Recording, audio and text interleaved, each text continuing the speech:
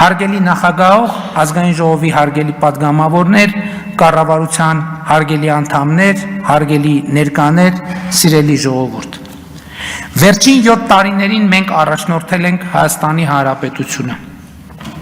Մենք տեսել ենք պարտություն և ձախողում, մենք տեսել ենք լաց և ատամների կրճտոց,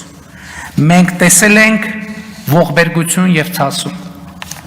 բայց մեր հաղթանակն ու ուժը նրանում է, որ մենք առաջնորդել ենք այնտեղ, որտեղ թվում էր անհնար է առաջնորդել, որտեղ սովորաբար առաջնորդություն չի լինում, այլ լինում է քաոս և խուճապ, փլուզում և կործանում։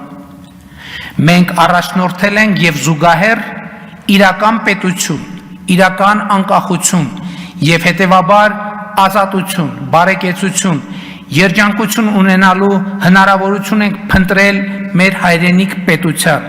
Հայաստանի Հանրապետության ու նրա ժողովրդի համար և ստեղծել ենք այդ հնարավորությունը և ուզում եմ ասել ստեղծել ենք այդ հնարավորությունը արդեն այսօր սա կարող եմ ասել բարձր և վստահ մենք մեր պատմության գագաթնակետին կուլմինացիային ենք հասել և մեր հազարամյա պատմության մեջ մեր պետության հարատևությունն ապահովելու այսպիսի շանս երբեք չենք ունեցել, իսկ բոլոր ռիսկերը, որ գոյություն ունեն այսօր, գոյություն են ունեցել միշտ, բայց ռիսկերը եղել են շարունակական, որովհետև չենք տեսել և հետևաբար չենք օգտագործել այդ ռիսկերը կառավարելու և չեզոքացնելու հնարավորությունը, իսկ այսօր տեսնում ենք, կառավարում ենք, չեզոքացնում ենք և այս համատեքստում են տեղավորվում այն քայլերը, որոնք ձեռնարկում ենք վերջին տարիներին, հարևանների հետ հարաբերությունների կարգավորման օրակարգ, սահմանազատման գործընթաց, խաղաղության համաձայնագրի տեքստի վերջնականացում, խաղաղության խաչմերուկ նախագիծ, այս բոլորը քայլեր են, որոնք պետությունը և նրանում ազատ, անվտանգ և բարեկեցիկ ապրելու քաղաքացու հնարավորությունը դնում են ամենակենտրոնում, ամենից բարձր և առաջնահերթ, ու սա է մեր ռազմավարությունը, ու սա մեր հարգանքի մեծագույն տուրքն է մեր բոլոր նահատակներին։ Հարգելի ներկաներ, սիրելի ժողովուրդ, այս մտածումների համախումբն է իրական Հայաստանի գաղափարախոսությունը, որի գործնական նպատակը Հայաստանի Հանրապետության հարատևությունը ապահովող կիրառելի հայեցակարգի ձևակերպումն է և այդ հայեցակարգը, այդ բանաձևը ձևակերպվում է, եթե չասենք ձևակերպված է։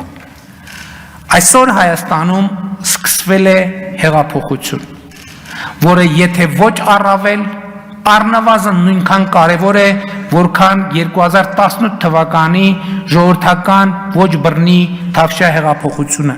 և այդ հեղափոխությունն էլ է ավարտվելու ժողովրդական հաղթանակով։ Տեղի է ունենում իրական Հայաստանի սոցիալ-հոգեբանական հեղափոխությունը։ Այդ հեղափոխության առանցքային արձանագրումն այն է, որ վերջին մի քանի հարյուրամյակներում առաջին անգամ միջազգայինորեն ճանաչված մեր պետությունը և մեր հայրենիքը նույնական են, մեր հայրենիքը Հայաստանն է։ Պետությունը, որում ապրում ենք, նույնպես Հայաստանն է։ Ընդդիմությունը այդպես էլ չի ընդունում սա, չի հասկանում, թե ինչ է նշանակում հայրենիքը պետությունն է կարգախոսը և ինչ բացատրություն ունի։ Իսկ բացատրությունն այն է, որ վերջին առնվազն 6 դարում մենք ապրել ենք մի իրավիճակում, երբ մեր հայրենիքը եղել է Հայաստանը, իսկ պետությունը Պարսկաստանը։ Հայրենիքը եղել է Հայաստանը, պետությունը Օսմանյան կայսրությունը։ Հայրենիքը Հայաստանը, պետությունը Ռուսական կայսրությունը։ Հայրենիքը Հայաստանը, պետությունը Խորհրդային Միությունը։ Եվ ինչպես Պարս թվարկումը ցույց է տալիս, պետությունը հիմնականում ատելի է եղել մեզ համար, իսկ հայրենիքը սիրելի ու խեղճ ու կրակ։ Ու այս սոցիալ հոգեբանությունը մեզ համար դարձել է ձեռքբերովի ռեֆլեքս, ատելություն պետության և նրա ատրիբուտների ու կառուցակարգերի նկատմամբ, հուսահատ և անկանոն սեր հայրենիքի նկատմամբ։ Սա է պատճառը, որ ընդդիմությունը հուսահատ աղաղակում է. ժողովուրդ, հասեք, սրանք բյուջե են լցնում, որովհետև բյուջեն եւ հարկը պետական ու պետության ատրիբուտ են եւ հետեւաբար ենթագետակցորեն կամ ձեռքբերովի ռեֆլեքսի համաձայն ատելի։ Նրանք չեն ուզում, որ այստեղ պետություն լինի։ Նրանք ուզում են, որ այստեղ լինի հայրենիք, որովհետև հայրենիքը պետական սահման չունի, իսկ պետությունը ունի։ Հայրենիքը քրեական եւ քաղաքացիական օրենսգիրք չունի, իսկ պետությունը ունի։ Հայրենիքն ի վերջո հարկային օրենսգիրք չունի, իսկ պետությունը ունի։ Հայրենիքը քաղաքացիություն ու քաղաքացիական պատասխանատվություն չունի, իսկ պետությունը ունի։ Եվ այսօր ոչ թե մեր կառավարության, այլ պետության նկատմամբ ռելիկտային ատելությունն է դրսևորվում ընդդիմության խոսույթում, որովհետև իրական Հայաստանի հեղափոխությունն ասում է, հայրենիքը պետությունն է, սիրում ես հայրենիքդ, ուժեղացրու պետությունը։ Ոմանց համար սա ատելի կարգախոս է,